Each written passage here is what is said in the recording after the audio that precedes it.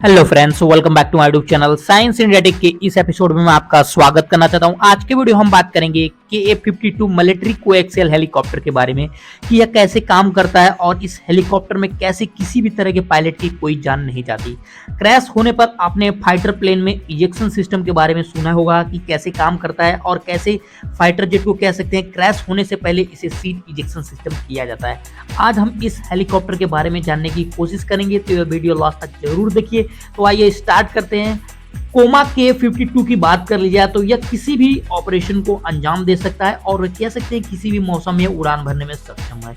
इस हेलीकॉप्टर की बात कर ली जाए तो इसे ब्लैक शार्क के नाम से भी जाना जाता है। आपने सिंगल एक्सियल रोटर वाले हेलीकॉप्टर के बारे में तो सुना ही होगा। इस हेलीकॉप्टर की बात कर ली जाए तो इसमें कोएक्सियल शाफ्ट दिया गया है, यानी कि कह सकते हैं इसमें जो रोटर होंगे, दो रोटर होंगे। कोएक्सियल हेलीकॉप्टर की बात कर ली जाए रोटर की, तो ये लगातार एक दूसरे से प्रेरित होते रहते हैं, यानी कि आसान सी भाषा में कहा जाए तो एक रोटर ठीक दूसरे के ऊपर होता है। तो इसका इस्तेमाल होता है, कह सकते हैं कि बैलेंस बनाए रखने के लिए इसे किया जाता है। अब सवाल ये उठता है कि जब दो रोटर से बैलेंस बनाया जा सकता है तो दो और रोटर लगाने की क्या जरूरत है। तो आपकी जानकारी के लिए बता देना चाहता हूं कि इसकी लिफ्टिंग कैपेसिटी ज़्यादा हो जाती है। साथ ही साथ आपने देखा होगा जो नॉर्मल हेलीकॉप्टर होता है वो टॉर्क प्रोड्यूस करता है, जब वो रोटेट करता है तो टॉर्क वो प्रोड्यूस करता है। तो टॉर्क को बैलेंस करने के लिए टेल पर एक रोटर लगाया जाता है ताकि ये जब ये टॉर्क क्रिएट करे तो रोटर के द्वारा इसे बैलेंस किया जा सके। अगर आपने टेल वाले हिस्से को निकाल देते हैं तो कह सकते हैं कि आपका हेलीकॉप्टर जो होता है राउंड एंड राउंड घूम के कह सकते हैं क्रैश हो सकता है। तो ऐसे में इस हेलीकॉप्टर में टॉर्क को बैलेंस करने के लिए एक और कह सकते हैं कि ब्लेड लगाया गया है ताकि टॉर्क को बैलेंस किया जा सके था। साथ ही साथ आप देखेंगे तो इसकी कैपेसिटी भी बढ़ जाती है। साथ ही साथ ये कह सकते हैं मोर स्टेबल हो जाता है। साथ ही साथ इसे कंट्रोल करना बहुत ही इजी हो जाता है और कोई भी डायरेक्शन में मैन्यूवरिंग, यानी कह सकते हैं कोई भी डायरेक्शन में बहुत ही आसानी से घूम सकता है। अब हम जानते हैं इस हेलीकॉप्टर के कुछ स्पेसिफिक फैक्टर के बारे में। स्पेसिफिकेशन की बात कर ली जाए, इस हेलीकॉप्टर की बात कर ली जाए, लेंथ की बात कर ली जाए तो 16 मीटर तक इसकी लेंथ है। वहीं इसकी हाइट की बात कर ली जाए तो 4.9 मीटर तक इसकी हाइट है। वहीं इसके कोएक्सियल रोटर की बात कर ली जाए तो 14.5 मीटर तक इसके कोएक्सियल जो रोटर है उसकी हाइट है। वहीं टेक ऑफ वेट की बात कर ली जाए कि यह कितना वेट लेके फ्लाई कर सकता है, तो कह सकते हैं कि 10,800 kg तक यह वजन लेके आसानी से उड़ सकता है। वहीं वेट एब्जॉर्ब करने के लिए आपने देखा होगा कि इसके नीचे साइड में कह सकते हैं 3 लैंडिंग गियर दिए गए हैं ताकि यह कह सकते हैं कि किसी भी तरह के वेट को कह सकते हैं एब्जॉर्ब कर सकता है। इसके डिजाइन को कुछ एरोडायनामिक शेप में बनाया गया ताकि एयर की जो रेजिस्टेंस हो उसको कम किया जा सके और स्पीड कह सकते हैं ज़्यादा से ज़्यादा मेंटेन की जा सके।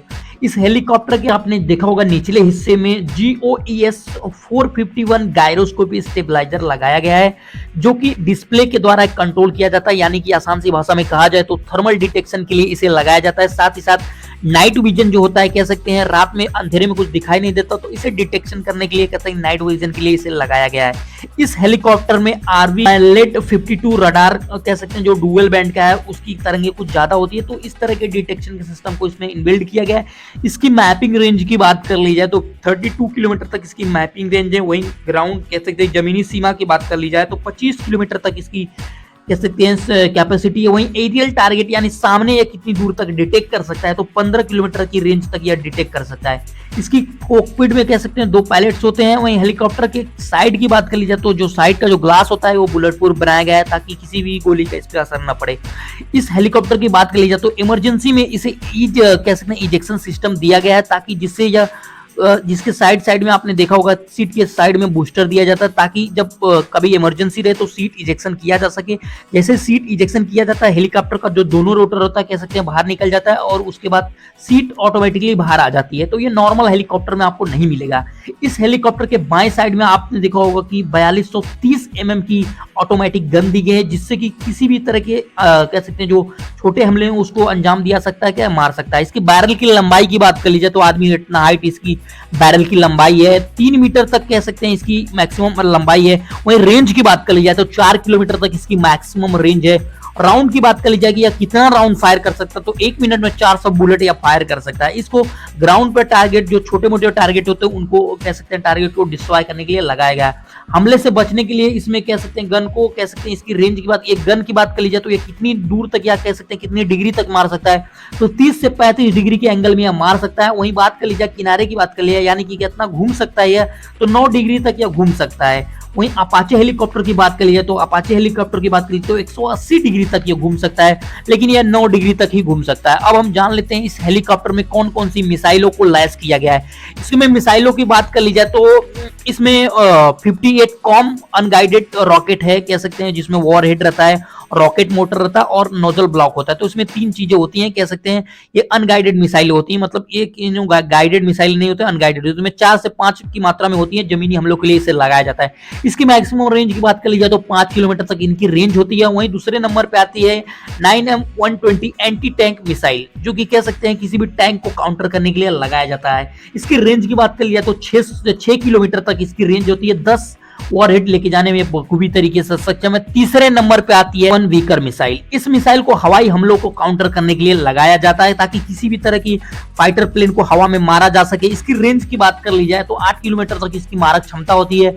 नंबर 4 पे आती है ईगला एस मिसाइल, जो कि कह सकते हैं लो ऑब्जर्वेशन यानी कि लो एल्टीट्यूड पर किसी भी तरह के फाइटर प्लेन को या बखूबी तरीके से ड्रोन को मारने में सक्षम है। इसकी रेंज की बात कर ली जाए तो 6 किलोमीटर तक इसकी रेंज है। इस मिसाइल को बिल्कुल मैन पैड लॉन्च की तरह मतलब काम करती है, जैसा मैन पोर्टेबल लॉन्चर रहता है उसके तरह यह काम करती है। इस हेलीकॉप्टर के निचले आप देखिए निचले सिरे की बात कर ली जाए तो साइड का एरिया होता है, उसमें ऑटोमेटिक फ्लेयर सिस्टम होता है, जो कि किसी भी तरह की मिसाइल को मिस गाइड कर सकता है। इस हेलीकॉप्टर के इंजन की बात कर ली जाए तो TB3-117 VAM टर्बोसॉफ्ट इंजन का उपयोग किया जाता है, जो कि हेलीकॉप्टर को 300 किलोमीटर आर की मैक्सिमम स्पीड देता है। इसमें 2 इंजन का इस्तेमाल किया गया है, कह सकते हैं। एक इंजन की बात कर ली जाए तो यह बेस कमांड तक एक इंजन से आसानी से आ सकता है। अगर इसकी तुलना की जाए अपाचे हेलीकॉप्टर से बात कर ली जाए तो अपाचे की बात कर ली जाए, वहीं इसकी बात कर ली जाए तो इस हेलीकॉप्टर की रेंज की बात कर ली जाए तो 52 फीट पर सेकेंड या स्पीड से ऊपर जा सकता है। वहीं बात कर लिया अपाचे हेलीकॉप्टर की तो अपाचे मात्र 39 फीट पर सेकंड की रफ्तार से या ऊपर से भी जा सकता है। तो कह सकते हैं इसकी कैपेसिटी अपाचे से भी ज्यादा है। किसी टारगेट को डिस्ट्रॉय करने की जो क्षमता है, और कह सकते हैं इसको जो कमांड दिया जाता है फॉरवर्ड बेस कमांड सेंटर से इसे लोकेट किया जाता है।